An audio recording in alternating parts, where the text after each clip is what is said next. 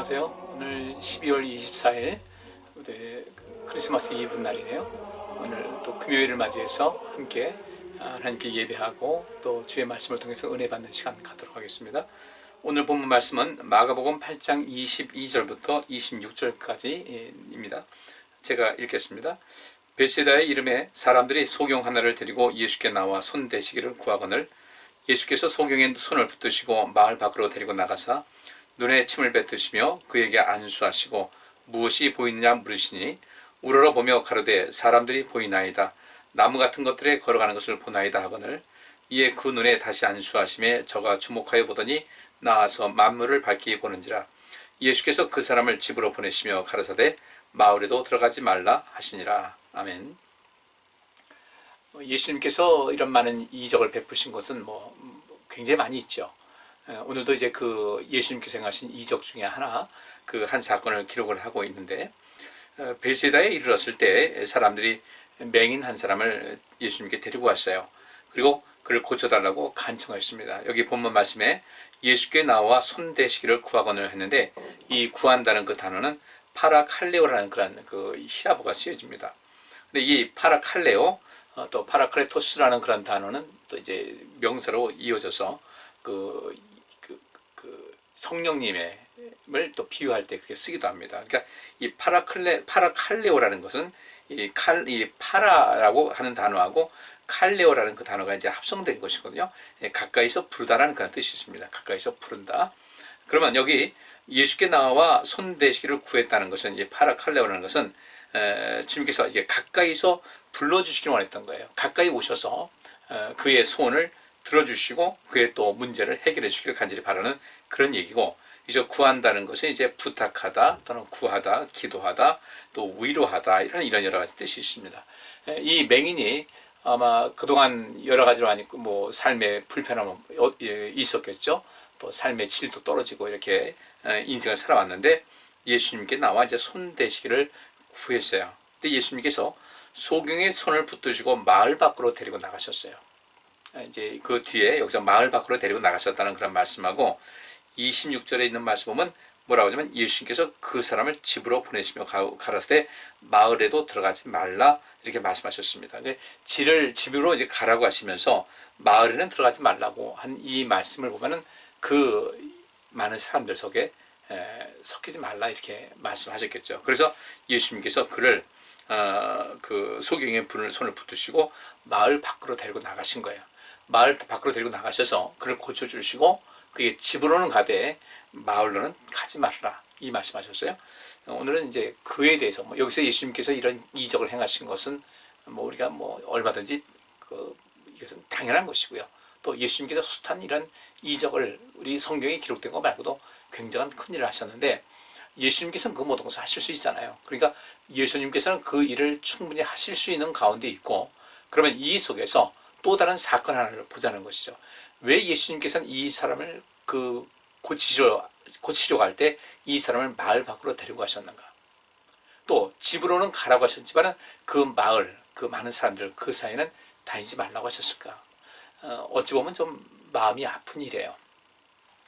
예수님께서 그래서 마을 밖으로 이 사람 데리고 나가셔서 눈에 침을 뱉으셨습니다. 근데 이게 눈에 침을 뱉었다고 할 때 우리가 긍정적인 차원에서 보셔야 돼요. 성경 원어에 보면은 원어에 보면 이제 뱉는다, 침을 뱉는다는 그런 단어도 되는데 이 뱉는다는 그 말에 동사 원형이 있어요. 동사 원형에는 평평하게 한다는 그런 뜻이 있습니다. 그러니까 그를 예수님께서 이 사람을 무시해서 침을 뱉고 한 것이 아니라 우리가 볼 때는 침을 뱉어서 손에다 침을 뱉으신 다음에 그 사람 눈에다가 발라서 평평하게 하신 그런 것으로 이해하시면 되겠습니다. 그리고 그에게 안수하셨어요. 안수하시고 무엇이 보이냐 물었습니다. 요즘 이 시대에 안수들 많이 하죠. 안수 많이 하는데 우리 안수의 목적을 좀 정확하게 하셔야 돼요. 이 안수하는 그 의미는 안수를 받는 사람에게 뭔가 은혜를 끼치고 그의 삶에 도움을 주겠다는 그런 의미가 되는 거죠. 그러니까 오늘날 이 경영학에서 다루는 판매자 시장 또 구매자 시장 이런 것이 있습니다. 이 구매자 시장이다. 구매자 중심적인 어떤 시장, 판매자 중심적인 시장이다. 그러면 이 판매자 중심적인 시장은 주기적으로 나타납니다. 예를 들어서 여름철, 이제 여름에 휴가철 되잖아요. 휴가철 돼가지고 이제 항공 수요라든지 또 이런 휴가 나간 사람들이 놀고 있는 이런 많은 수요가 있어요. 그러니까 뭐 비행기 티켓을 타려고 그러는데 나가려는 사람이 많아요. 그러면 이들은 판매자 시장으로 바뀝니다. 판매자 시장으로 바뀌어서 나가는 사람 많이 있으니까 이 항공요금을 이렇게 올리는 거예요. 항공요금 올려도 나가려고 하는 사람이 많으니까 어쨌든 그 좌석은 꽉꽉 찬다는 거죠. 그러면 어떻게 되겠어요? 결국은 항공료가 비싸서 못 가는 사람은 이제 도태되는 거죠. 대신 그 여유가 되는 사람들은 이제 그 비싼 비용을 가지고서 가는 거예요. 이 외국을 가는, 미국에서 한국 들어오는 그런 비행기도 방학 시즌이에요. 방학철만 되면, 방학세만 되면 학생들이 외국으로 나가기도 하고 또 외국에 나가 있던 학생들이 들어오기도 하니까 그때 항공료가 쭉 올라가요. 그러다가 이제 그 시기가 떨어지게 되면 이 항공기를 찾는, 그러니까 이 공급이 부족한 거예요. 공급이 부족하다 보니까 이때는 어떻게 될 것인가? 수요가 부족한 거죠. 이 모든 것이 찾는 사람이 많잖아요. 이게 공급자 입장에서는 찾는 사람이 많으니까 가격을 올리고, 근데 이 수요자가 적게 되면 공급자 입장에서는 그 많은 수요자를 더 끌어모으기 위해서 항공료를 낮추는 거예요. 이런 식으로 시장이 형성이 되는데, 저는 이 안수하는 문제도 마찬가지예요. 많은 사람들이 안수받기를 원합니다. 누구한테 안수받기 원합니까? 그 능력이 있다라고 여겨지는 그런 사람들에게 안수를 받기를 원해요. 그런데 예수님께서 하신 그 안수의 방법과 일반적으로 오늘날 이 기독교계에서 보는 그 안수하는 그 과정에서 보게 되면 뭔가 문제가 있음을 알게 돼요. 그러니까 지금 구매자 시장, 판매자 시장 이렇게 말씀을 드렸습니다. 그러면 이 구매자를 중심으로 하는 그런 시장이 형성됐다고 할 때는 그 일반 서민들까지도 많이 혜택을 입겠죠. 물건을 사는 입장에서 보다 더 좋은 그 제품으로 또 적당한 가격으로 이런 데서 그 물건을 구입할 수 있게 된다면 이건 분명히 구매자 시장이에요. 그러니까 가성비가 좋다라고 할 때는 가격과 또 어떤 성능에 있어서 이 가격에는 이 정도 성능 괜찮은데 이 가성비가 좋다고 그래요. 그런데 이 판매자 시장이 되게 되면 분명히 거기서 어떤 서비스의 질이 떨어질 수밖에 없어요. 왜냐하면 찾는 사람은 많고 또 그 공급되는 물량은 한계가 있고, 그러면 이 공급되는 물량이 조금 부족하다 할지라도 살려고 하는 사람이 많으니까 자연히 이 판매자가 좀 부실하게 이 서비스를 하거나 부실하게 제품을 공급할 수가 있다는 겁니다.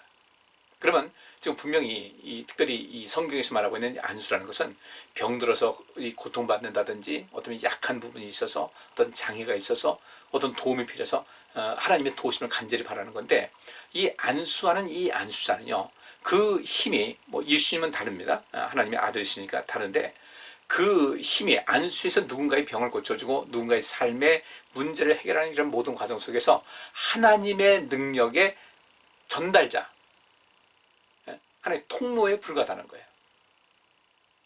이 과정 속에서는 이 안수하는 사람이 흔히 말하는 대로 이 판매자 시장의 그런 정신을 가지면 절대로 안 되겠다는 거죠.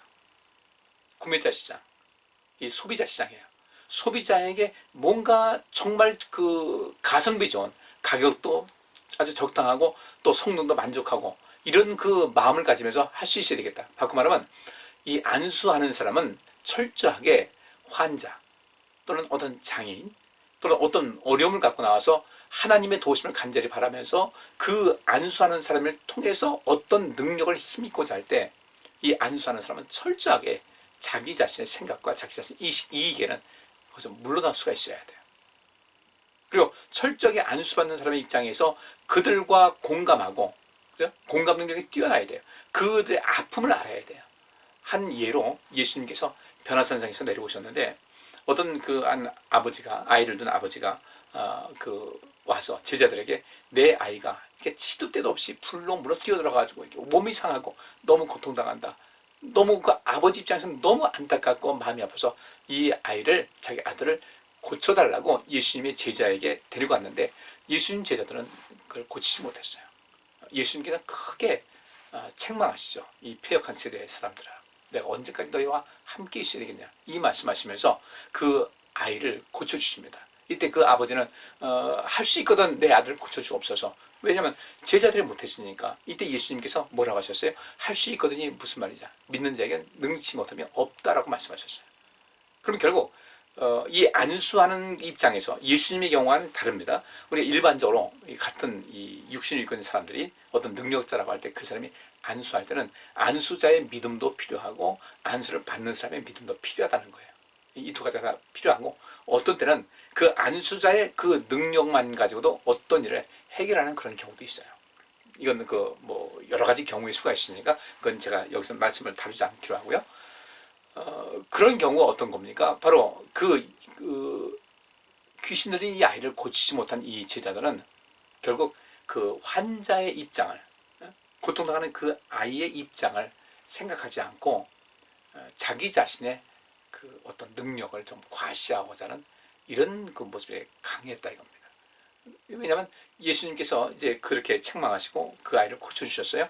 나중에 제자들이 머쓱해서 주님께 와서 저희는 왜 못됐습니까? 했더니 예수님께서 하신 말씀이 뭐라고 하셨습니까? 기도 외에는 이런 이가 나갈 수 없다. 기도 외에는 이 악하고 더러운 귀신이 나가지 않는다. 그 기도가 뭐겠어요? 그 기도는 하나님께 영광 돌리고 하나님께서 기뻐하시야만 하는 그런 모든 삶의 그 양식을 기초로 해서 하나님과 소통하는 것이거든요. 그러니까 그 아이를 고치려고 할 때 1차적으로 그 아이의 영혼을 불쌍히 여기고 또 이 아이를 괴롭히는 그 악한 존재를 정말 분노의 마음으로 내쫓을 수 있는 그런 마음이 있어야 되거든요. 이것이 바로 지금 제가 경영학에서 말하고 있는 판매자 시장, 구매자 시장 할 때 그 구매자, 소비자 중심적인 그런 어떤 판매라든지 그런 소비자 중심적인 어떤 제품, 제조라든지 이런 모든 것이 만족이 되어야 된다는 거죠. 그러니까 여기서 예수님께서 이 맹인에게 안수하실 때 그 안수하시는 것은 바로 그런 모습으로 이 사람을 불쌍히 여기는 궁일한 마음을 가지고 계신 거예요. 그래서 그 마음으로 이 사람에게 안수하신 것이죠. 그리고 먼저 무엇이 보이느냐 물으시니까 사람들이 보이는 겁니다. 근데 나무 같은 것들이 걸어가는 것을 봅니다. 그러니까 사람의 형체가 아니라 어떤 게 그 사람이 이게 직립 보행하고 있으니까 나무 같은 것이 보이는데 왔다 갔다 하니까 저것이 사람인가 뭐 이렇게 생각을 했다는 거예요. 그래서 25절 보니까 이에 그 눈에 다시 안수하심에 저가 주목하여 보더니 나와서 마물을 밝히 보는지라 그랬습니다. 다시 안수하시니까 저가 주목하여 보였어요. 이때 왜 다시 안수했을까? 한 번 안수로 끝낼 수는 없었을까? 봤을 때 예수님께서 그 말씀으로도 치유하시는데 그러잖아요. 수로보증의 여인, 그 여인의 그 딸이 집에 있고 그 여인이 와서 고쳐달라고, 내 딸을 고쳐달라고 했을 때 내 믿음, 그의 믿음이 큰 것을 칭찬하셨거든요. 그러니까 그때 그 시로 그 딸이 나왔어요. 예수님의 어떤 능력이 딸려서 다시 안수하신 것이 아니라 여기도 역시 마찬가지로 이 사람에게 또 거기 함께 있는 사람에게 어떤 교훈이 필요했던 것이죠. 어떤 것인가? 절대 낙심하지 말라는 거예요. 어떤 한 번에 완벽하게 뭔가 안 되었다고 해서 낙심하지 말자. 거기는 하나님의 또 뜻이 있는 거예요. 더 많은 훈련이 필요한 것이고요. 더 많은 인내가 필요한 것이고 중요한 것은 하나님께서 우리와 함께 하시고 우리를 도우신다는 사실, 하나님의 능력은 무한하다는 사실을 믿어야 되는 거예요. 한 번, 두 번 이런 것은 의미 없어요. 여기서 한 번, 두 번 했다는 것은 그만큼 하나님의 능력은 전능하신 분이시고 그분은 반드시 우리를 도우신다는 마음을 가지고 인내를 하자는 겁니다. 반복해서 주님께 구하는 거예요. 간청하는 기도. 그죠? 불의한 재판관을 향해서 끊임없이 그 불의한 재판관이요. 귀찮았는데 열심히 이 마음속에 한을 풀어달라고 하니까 귀찮아서라도 해줘야 되겠다. 예수님께서 왜 그 비유를 말씀하셨겠어요? 중요한 것은 하나님께서는 하실 수 있다라는 사실을 알고 계시고요. 그 다음에 우리가 누군가 어려움을 당하는 사람들 기도할 때 그냥 기도해 주세요라고 할 때, 부탁을 받을 때 알았어요, 기도해 줄게요. 그건 말고 그 기도를 부탁하는 그 사람의 영혼을 소중히 여기고 그 영혼을 불쌍히 여기는 마음을 가지고 있어야 돼요. 그리고 그의 온전함을 위해서 지금 기도를 부탁하는 것은 어떤 도움이 필요한 것이고 뭔가 필요하다는 거죠. 내 기도 좀 부탁드립니다. 그것이 어떤 거예요? 뭔가의 어떤 가난함을 지금 느끼고 있는 거예요.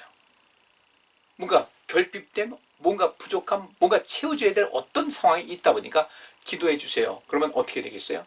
주의 성령이 내게 임하셨으니 이는 가난한 자에게 복음을 전하게 하는 것이다. 그래서 성령께서 우리에게 임하셨다. 그러면 그 기도를 부탁했을 때 다른 것 말고라도요. 저도 기도를 부탁을 받았는데 그 기도를 게을리하면 안 되겠죠. 누군가 나에게 기도를 부탁했을 때 그 사람은 가난한 영혼인 거예요. 그를 위해서 복음이 되는 것은 무엇인가? 그를 위해서 기도해 주는 것이죠. 요청받았을 때, 또 누가 봤을 때, 아, 저분에겐 기도가 필요하겠다 할 때는 그렇게 해야 되는 거예요. 그것이 우리 삶 속에 모든 것이 온전한 것이다. 꼭 기억하시길 바랍니다. 그렇게 여러분께서 누군가에게 안수를 하든 누군가를 위해서 기도해 주시든 꼭 필요한 것은 그 도움이 필요한 사람, 그분들의 중심이 되셔야 돼요. 서울에 있는 어떤 큰 교회가 그런 문제가 있었죠. 특별 회원을 해가지고 회원권을 팔았어요. 그래서 그 회원권을 산 사람은 그 이름난 그 목사님에게 기도를 받으러 오면 다른 사람보다 먼저 그렇게 기도해 줬어요. 유명하니까 또 회원에 가입해서 회원권을 얻는 거죠. 교회에서는 이런 일이 없어야 돼요. 결국 그 회원권을 사는 사람은 어떤 사람이겠어요? 돈 있는 사람들이에요. 좀 더 여유 있는 사람들이에요. 그래가지고 한국교회가 이렇게 그냥 정말 만신창이 되는 겁니다. 근데 그에 대해서 뭔가 이건 아니다라고 얘기할 수 있어야 되잖아요. 우리 하나님께서 그렇게 그러셨겠어요? 정말 더 가난하고 더 힘든 사람들이 있는데 과연 그럴 필요가 있겠나?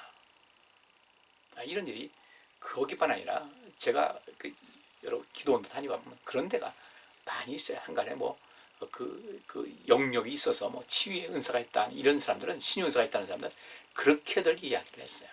이제 우리는 그런 책에서 벗어나야 됩니다. 그리고 여러분들께서도 누구든 누굴 고칠 수 있는 그런 힘이 있다는 것을 아셔야 돼요. 그 힘이 무엇인가? 그들을 불쌍히 여기는 거예요. 사단은 바로 그것을 두려워합니다. 누군가를 불쌍히 여기고 누군가의 그 영혼을 사랑하고자 하는 그런 간절한 마음이 있을 때 사단이 가장 두려워하고 그런 사람을 사단들이 와서 건드리지 못해요. 영혼을 살리고자 하는 그런 마음이 있는데 그런 사람에게 마음에 분노가 있겠어요? 분노? 없어요. 원수를 사랑하는 그런 마음을 가졌을 때 그 마음을 가졌을 때 사단이 와가지고 우리 시험 들게 하겠어요? 원수를 자꾸 미워하게 되면 그 미워하는 그 심령에 사단이 착 달라붙어가지고 계속해서 고통스럽게 하는 거예요.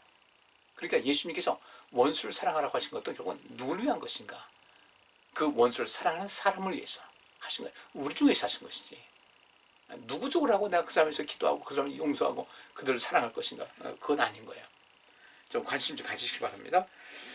이 사람이 이제 회복이 됐는데 이때 예수님께서 그를 집으로 보내시면서 말씀하시기를 마을에도 들어가지 말라 이렇게 말씀하셨어요. 참 이것도 안타까운 이야기예요. 가슴 아픈 이야기예요. 집으로 보내시고 마을로도 가서 나 눈 떴어요. 자랑하고 나 행복해요. 그들과 함께 기쁨을 나누면 좋은데 왜 들어가지 말라고 하셨을까? 성경에 이런 이야기가 많이 있습니다. 마태복음 8장 1절 보면 이런 말씀이 있어요. 예수께서 산에서 내려오시니 허다한 무리가 쫓으니라. 한 문둥병자가 나와 절하고 가로되 주여 원하시면 저를 깨끗게 하실 수 있나이다 하거늘 예수께서 손을 내밀어 저에게 대시며 가라사대 내가 원하노니 깨끗함을 받으라 하신데 즉시 그의 문둥병이 깨끗하여진지라. 예수께서 이르시되 삼가 아무에게도 이르지 말고 다만 가서 제사장에게 내 몸을 보이고 모세의 명한 예물을 드려 저희에게 증거하라 하시니라. 또 마태복음 9장 27절엔 이런 말씀이 있습니다. 예수께서 거기서 떠나가실새 두 소경이 따라오며 소리질러 가로되 다윗의 자손이여 우리를 불쌍히 여기소서 하더니 예수께서 집에 들어가심에 소경들이 나아오거늘 예수께서 이르시되 내가 능히 이 일을 할 줄을 믿느냐? 대답하되 주여 그러하오이다 하니 이에 예수께서 저희 눈을 만지시며 가라사대 너희 믿음대로 되라 하신데 그 눈들이 밝아진지라. 예수께서 엄히 경계하시되 삼가 아무에게도 알게 하지 말라 하셨으나 저희가 나가서 예수의 소문을 그 온 땅에 전파하니라. 또 이제 그 야이로의 딸을 이제 살리신 그 기록이 마가복음 5장 41절에 나오는데요. 그 아이의 손을 잡고 가라사대 달리다고 마시니 번역하면 곧 소녀야 내가 네게 말하노니 일어나라 하심이라. 소녀가 곧 일어나서 걸으니 나이 12살이라. 사람들이 곧 크게 놀라거늘 예수께서 이 일을 아무도 알지 못하게 하라고 저희를 많이 경계하시고 이에 소녀에게 먹을 것을 주라 하시니라. 이것 말고도 다른데 여러 군데 이런 말씀, 예수님이 당신의 어떤 그 정체를 밝히지 말아라. 또 오늘 본문에 있는 말씀은 눈을 분명히 떴거든요. 맹인인데 눈을 앞을 보게 됐잖아요. 근데 집에는 들어가되 마을로 들어가지 말아라. 그래서 처음부터 그 사람을, 마을에 있는 그 사람을 마을 밖으로 데리고 오셔서 고치신 다음에 집에는 가야 되겠죠. 집으로 오거라. 마을에는 들어가지 말아라. 왜 그러셨을까? 제가 한 군데 말씀을 좀 보겠습니다. 요한복음 5장에 보면요, 그 38년 된 병자가 베데스다 연못이 동할 때 들어가지 못하고 안타깝게 바라만 보고 있었던 사건 잘 아시죠? 그때 예수님께서 이제 그를 고치신 장면이 나오는데요. 요한복음 5장 5절에 보면 거기 38년 된 병자가 있더라. 예수께서 그 누운 것을 보시고 병이 벌써 오랜 줄 아시고 이르시되 내가 낫고자 하느냐? 병자가 대답하되 주여 물이 동할 때에 나를 못에 넣어줄 사람이 없어 내가 가는 동안에 다른 사람이 먼저 내려가나이다. 예수께서 가라사대 일어나 네 자리를 들고 걸어가라 하시니 그 사람이 곧 나아서 자리를 들고 걸어가니라. 이 날은 안식일이니 유대인들이 병 나은 사람에게 이르되 안식일인데 네가 자리를 들고 가는 것이 옳지 아니하니라. 대답하되 나를 낫게 한 그가 자리를 들고 걸어가라 하더라 한데 저희가 묻되 너더러 자리를 들고 걸어가라 하는 사람이 누구냐 하되 고침을 받은 사람이 그가 누구신지 알지 못하니 이는 거기 사람이 많으므로 예수께서 이미 피하셨습니다. 그런데 이제 뒤에 있는 말씀 보면은 어떤 내용이 나오냐면요, 이 고침받은 사람이, 이 사람이 꽤 닥달을 했겠죠. 그 주변 유대인들이. 여기 그랬잖아요. 그날은 안식일이었다. 근데 이 유대인들이 병 나은 사람에게 이르되 안식일인데 내가 자리를 들고 가는 것이 옳지 않다. 여기 있는 말씀 보면요, 사실 이 사람이 병 났어요. 38년 된 병자. 다 그 정도 있어. 베데스다 연못에서 오래 있었으니까 다 뻔히 아는데, 여기서 아무리 보십시다. 이 사람이 병든 상태에서 나았다 이거예요. 그러면 첫째 놀라야 되잖아요. 박수치고 환호성 해야지. 환호성을 질러야 되잖아요. 오늘 본문에 나오는 그 맹인, 앞을 못 봤는데 앞을 보게 됐잖아요. 사람들이 봤을 때 어떻게 났느냐, 축하한다, 동네 잔치라 버리자. 그런데 이 그 마을로 들어가지 말라는 것은 눈을 떴다는 것조차도 사람들에게 알리지 말라는 거예요. 왜 그랬을까? 오늘 본문에 있는 말씀에 보면, 여기 본문이 아니라 지금 방금 읽은 요한복음 5장 5절 말씀 보면은 어떤 이야기가 나오냐면요, 이 막 닥달을 합니다. 안식일인데 왜 걸어가냐? 이 사람이 고침받은 것엔 전혀 관심이 없는 거예요. 하지만 안타까운 일이죠, 그죠? 우리나라 말에도 사촌이 땅을 사면 배가 아프다. 사촌이 땅을 사면 축하해줘야 되는데 축하는 그냥 배가 아파. 인간의 심리가 그렇습니다. 우리에게도 그런 심리가 있어요. 근데 이 상황에 맞춰서 한다면 나는 아닐 것 같다 하지만 이와 같은 유사한 일이 사람에게는 다 있습니다. 바울이 자기 자신에게도 그런 마음, 그런 속 사람의 내면이 있는 것을 알고 그런 말하기를 오라나는 곤고한 자라고 얘기를 한 거예요. 정말 솔직한 사람이죠. 그래서 곤고한 자라는 것을 인정하고 내가 왜 그럴까라는 그 자기 자신의 연약함과 죄성을 깨닫고, 그래서 주님께 더욱더 깊이 다가선 겁니다. 혼날까봐 두려운 것이 아니라 그런 처음에 그 자기 같은, 그렇게 예수님 핍박했던 많은 사람들을 고통 가운데 불어넣었던 자신을 불러내시고 용서하시고 주님의 일꾼 삼으셨다. 이 속에서 엄청난 은혜가 있었고 감사가 있었고 행복이 있었거든요. 하나님의 사랑을 느꼈기 때문에. 그런 여러 가지 죄가 있었다 할지라도 그 죄 때문에 주저하지 않고 이 죄 또한 내가 이겨나가야 되겠다. 이 죄도 내가 극복해 나가야 되겠다. 이 죄를 가지고 주님께 나갈 때 주님께서는 절대로 나를 책망하시지 않으시고 나를 고쳐주실 것이다. 나를 새롭게 하실 것이다. 나를 온전케 하실 것이다. 이것을 이기게 하실 것이다 라는 그 사랑, 하나님의 사랑을 알고 느꼈던 거예요. 이런 마음이 있어야 되거든요. 그러니까 여기서 이 사람이 고침받았을 때는 정말 박수 쳐주고 환호성을 질러주고 함께 기뻐해주고, 이거 얼마나 좋겠어요. 그런데 마을로 들어가지 말아라. 여기 또 이 38년 된 병자가 있을 때 닥달을 합니다. 이 안식일 날, 암만 그 사람이 그랬다 그러지, 안식일 날 이 네 그 친구를 두고 가는 것이 마땅하냐? 도대체 누가 그랬냐? 나는 얼떨결에 이렇게 돼서 난 그 사람이 누군지 모르겠습니다. 그런데 예수님께서 이제 얼마 지난 다음에 이 사람을 찾아가시잖아요. 더 나쁜 상황에 빠지지 않게 해서 조심하라 라고 하셨는데, 이 사람이 이제 그분이 자기를 고쳐준 분이 예수님인 것을 알았고 그 유대인들에게, 자기들을 닥달했던 그 유대인들에게 달려가서 나를 고쳐준 사람이 바로 예수라는 사람이었다. 그리고 그 예수님이 이제 그때부터 안식일을 범한, 율법을 범한 이 신성 모독을 하는 그런 존재로 낙인을 찍어버린 거예요. 자, 이제 그렇게 되니까 예수님이 이제 그 사회 속에서 곤란을 당하게 된 거죠. 물론 그렇다고 해서 예수님께서 안식일에 어떤 고통당하는 사람들을 고쳐주지 않거나 피하거나 하지는 않으셨어요. 그런데 분명히 예수님의 사역을 방해하는 사람이 있더라는 겁니다. 누군가의 삶 속에 행복을 맛봤을 때 그 사람의 행복을 보는 것이 아니라 그 사람에게 어떤 그 전혀 의미 없는, 박수 쳐주고 축하해주고 축복해주는 것이 아니라 오히려 고통을 주고 하는, 이 또 비난하고 하는 이런 그 이상한 일이 오늘날 이 세상에 이때뿐 아니라, 성경에 기록된 이때뿐 아니라 지금도 진행형이에요. 그래서 우리는 그런 사람이 되지 말아야 되겠다. 절대 우리 그런데 빠지지 말아야 되겠다 이거예요. 요한복음 9장 24절 보면, 9장 14절 보면 이런 말씀이 있어요. 거기도 이제 그 나면서부터 그 앞을 못 본 이 사람, 청년에 대해서 이야기 나오는데, 이 사람을 보시고 예수님께서 진흙을 이겨 눈을 뜨게 하신 날은 안식일이라 고쳤단 말이죠. 이거 실로암 물가의 이 사건이에요.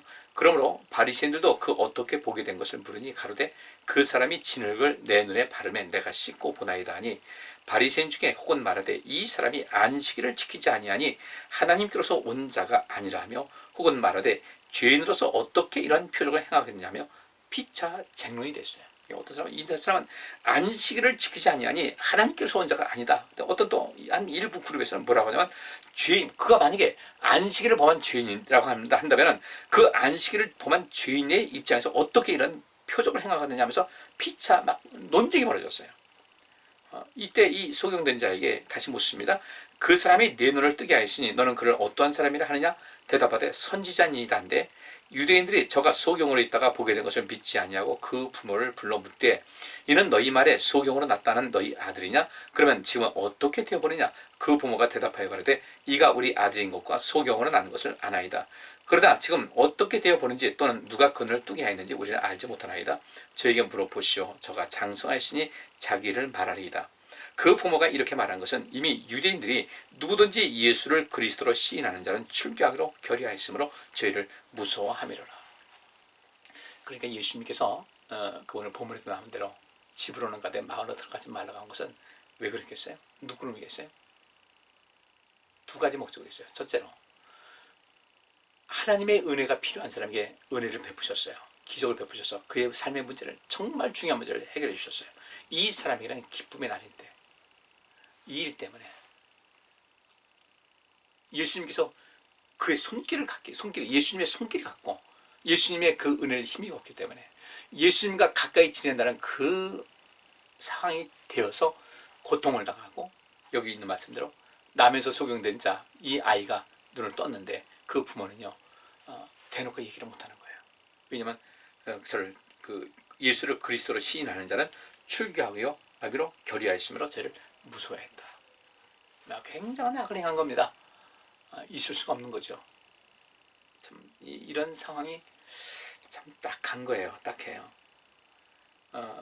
근데 이제 또 예수님께서 두 번째 일은, 첫째는 그 어려움 가운데 있다가 하나님의 은혜로 말미암아 정말 어떤 삶의 궁극적인 문제를 해결 안 받는 사람, 박수받고 축하받아야 될 사람들이 공격을 당하고 또 괴로움 당할까 봐 주님께서 그래서 그들을 사람들에게 다니지 말아라, 거리를 두라고 하셨던 거예요. 그런데 실제로 나면서 소경이 된 이 사람은 또 이 바리새인들이 찾아가죠. 내가 맞냐? 이 사실이 맞냐? 맞는다. 아니 맞는다고 몇 번이나 얘기해야 되냐? 자꾸 추궁했겠죠. 그러면서 말하기를, 나면서부터 앞을 못 본 사람이 이렇게 앞을 보게 됐다는 것은 내가 이제까지 세상을 살아보고 또 많은 얘기를 들어봐도 이런 일은 없었다. 그가 하나님께로서 온 자가 아니면, 하나님께서 온 분이 아니면 어떻게 이런 일이 있을 수 있겠냐. 그 청년에게 저주를 뽑았습니다. 나면서부터 앞을 못 보고 태어났다는 것은 네가 죄인인 탓이돼. 죄인이라는 그런 하나의 빼도 박도 못하는 증거인데 어딜 죄인이 와서 네 입을 가지고 함부로 말을 하냐고. 저주하다시피 그렇게 한 겁니다. 근데 그 청년이요, 절대로 물러나질 않아요. 예수님께서 그 청년에게 가셔서 말씀하십니다. 내가 나를 믿느냐? 믿습니다. 그래, 네가 옳다. 그런 담대함이 있어야 되겠죠. 또 한 사건이에요. 두 번째는 이제 예수님께서 아직 때가 이르지 않았기 때문에 어떤 그 좀 일정한 시간을 좀 벌어들이기 위해서, 유지하기 위해서 그렇게 이제 말을 하지 말라고 하신 것도 있습니다. 근데 예수님께서는 그래서면 그 다음에 내가 이제 이런 이적을 베풀지 않을 거야 라고 안 하실 수 있잖아요. 근데 주님께서는 그들이 계속해서 입을 벌리고 다녀요. 그래도 주님께서는 당신에게 해가 되는 이런 것이 가운데 있다 할지라도 그 어려운 사람들 보면 끊임없이 도움의 손길을 베풀어 주십니다. 그야말로 정말 구매자 시장을 형성한 거예요. 판매자 시장이 아니라 구매자 시장. 요한복음 7장 1절에 이런 말씀이 있어요. 이후에 예수께서 갈릴리에서 다니시고 유대에서 다니려 아니하시면 유대인들이 죽이려 함이니라. 근데 이후에가 뭐냐면 이 앞에 요한복음 7장 1절 말씀 제가 본 건데요. 요한복음 6장에는 예수님께서 오병이어의 기적을 베풀어 주셨고, 그 다음에 그 아주 거하게 식사를 챙겨 먹은 그들이 예수님을 그들의 왕으로 세우려고 그렇게 쫓아다녔는데 예수님께서 거부를 하셨거든요. 이 거부를 당한 이 사람들이 못 먹는 감 찔러나본다고 예수님을 향해서 엄청난 악담을 했던 거죠. 거짓 소문 퍼뜨리고. 그것이 예루살렘까지 이어지게 되고, 예루살렘에는 그야말로 그 당시에 난다 긴다 하는 그 종교인들, 하나님을 믿는 그 믿음과는 상관없는 그 종교 자체를 권력으로 알고 자기 이익을 챙기려던 그 사람들 귀에 들어가니까 그 사람들에게는 눈에 가시 같은 거죠. 자기들의 이익을 뺏길 수밖에 없으니까 벼르고 있는 겁니다. 그래서 이후에 예수께서 갈릴리에서 다니시고 유대에서 다니려 아니하시면 유대인들이 죽이려 함이라. 죽이려고 했어요. 이렇게 그야말로 가난한 자들에게 복음이 되셔서 그들에게 복음이 되셔서 그들 삶에 희망을 주시고 용기를 주시고 생명을 주시고 생명력을 주셨는데 이렇게 한 거예요. 2절 보니까 유대인의 명절인 초막절이 가까운지라 그 형제들이 예수께 이르되 당신이 행하는 일을 제자들도 보게 여기를 떠나 유대로 가소서. 스스로 나타나기를 구하면서 묻혀서 일하는 사람이 없나니 이 일을 행하려 하거든 자신을 세상에 나타내소서 하니, 이는 그 형제들이라도 예수를 믿지 아니함이라. 예수께서 가라사대 내 때는 아직 이르지 아니하였거니와 너희 때는 늘 준비되어 있느니라. 세상이 너희를 미워하지 못하되 나를 미워하나니 이는 내가 세상의 행사를 악하다 증거함이라. 너희는 명절에 올라가라. 나는 내 때가 아직 차지 못하였으니 이 명절에 아직 올라가지 아니하노라. 이 말씀하시고 갈릴리에 머물러 계시니라.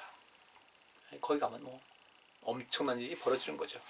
그런데 예수님께서는 아직까지 어느 때 완성될 때가 있었기 때문에 이런 때는 피하셨어요.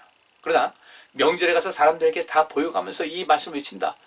근데 이 예수님의 그 형제들은 순진한 거죠. 이런 능력을 행하시면 뭐 다 굴복하지 않겠습니까? 천만의 말씀이에요.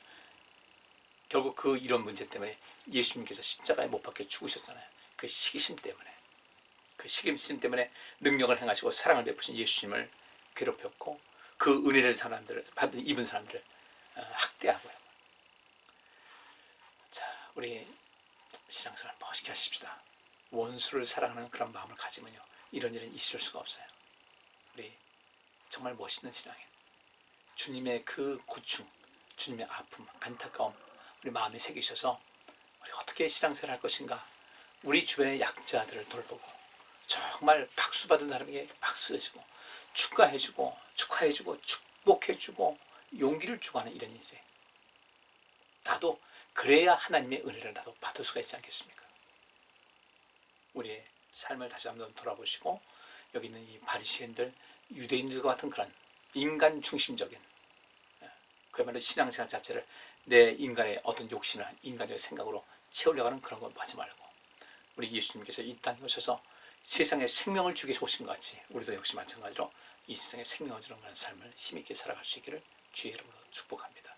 기도합니다. 하나님 감사합니다. 말씀 살펴주사오니 저희들도 그런 삶을 살기에 부족함이 없도록 역사하시고 성령의 충만함을 더하여 주옵소서. 예수 그리스도 이름으로 기도합나이다. 아멘. 성탄 전날 은혜로운 시간 지내시고 또 내일 11시에 뵙겠습니다. 감사합니다.